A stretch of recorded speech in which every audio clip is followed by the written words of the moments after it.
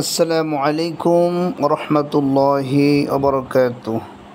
সম্মানিত ভিউয়ার্স এবং দর্শকবৃন্দ, আজকে যারা আমার এই ইসলামিক অনুষ্ঠানে অংশগ্রহণ করেছেন, যারা এই অনুষ্ঠান দেখছেন দেশ ও প্রবাস থেকে, কাছে কিংবা দূর থেকে, আমি আমার অন্তরের অন্তঃস্থল থেকে আপনাদের সকল দিনী ভাই ও বোনদেরকে জানাচ্ছি আন্তরিক মোবারকবাদ ও শুভেচ্ছা। তো আমি আজকে আপনাদের খেদমতে একটি বিষয় নিয়ে আলোচনা পেশ করব। সে বিষয়টি হলো, আল্লাহ তাআলা দুনিয়াতে অসংখ্য নবী এবং রাসূল যুগে যুগে বিশ্ববাসীর হেদায়েতের জন্যে প্রেরণ করেছিলেন।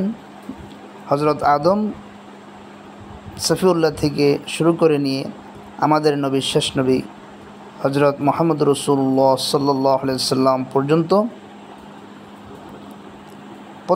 হযরত আদম থেকে হযরত ঈসা আলাইহিস সালাম পর্যন্ত সকল নবীদের মনের ভিতরে একটি আবেদন ছিল।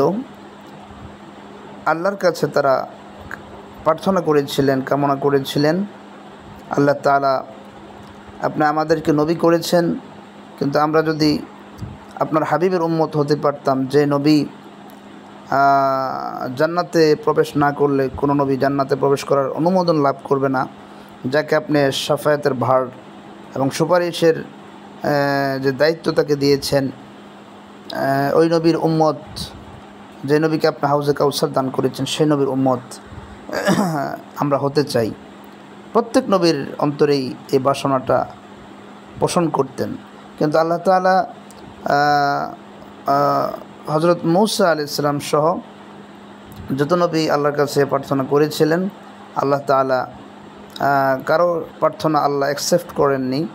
আল্লাহ তাআলা শুধুমাত্র কেবলমাত্র আপনার হযরত ঈসা আলাইহিস সালাম, যিনি একমাত্র নবী, পিতা ছাড়া দুনিয়াতে একমাত্র মায়ের মাধ্যমে, আল্লাহর কুদরতের মাধ্যমে তিনি দুনিয়াতে আগমন করেছিলেন, যিনি মা মরিয়ম আলাইহিস সালামের সন্তান। আল্লাহ তাআলা যাকে যার উপর আল্লাহ তাআলা একটি আসমানি গ্রন্থ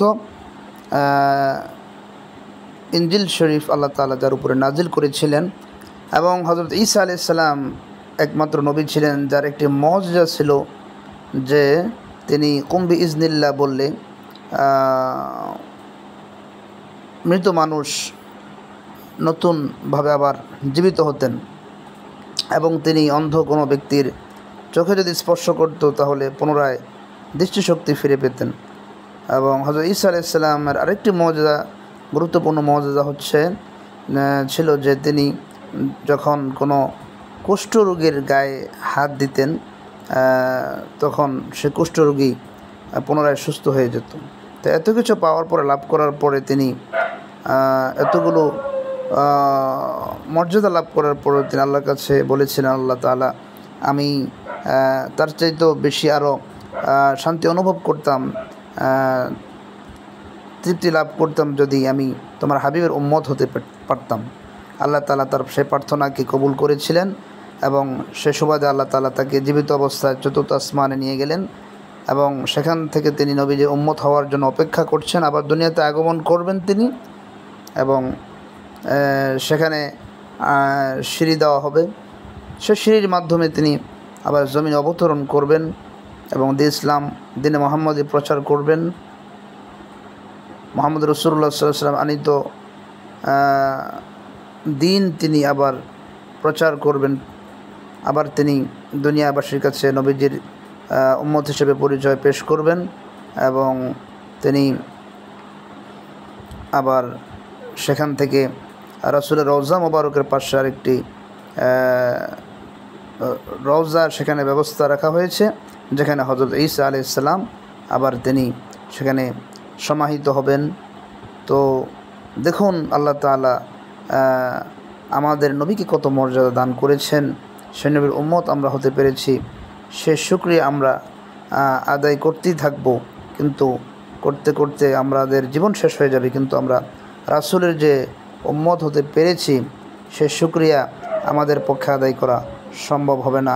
আল্লাহ তাআলা আমাদেরকে রাসূলের সঠিক উম্মত, আল্লাহর সঠিক বান্দা এবং রাসূলের শাফায়াত যেন আল্লাহ তাআলা আমাদের সকলকে যেন নসিব করেন, সেজন্য আমরা সকলে প্রার্থনা করব আল্লাহর কাছে। আমা তৌফিক ইল্লা বিল্লাহ। আসসালামু আলাইকুম ওয়া রাহমাতুল্লাহ। সকলে ভালো থাকবেন, যেখানেই থাকুন সুস্থ থাকুন। আল্লাহ সকলকে সুস্থ রাখুক, ভালো রাখুক। মা আসসালাম। আল্লাহ হাফেজ।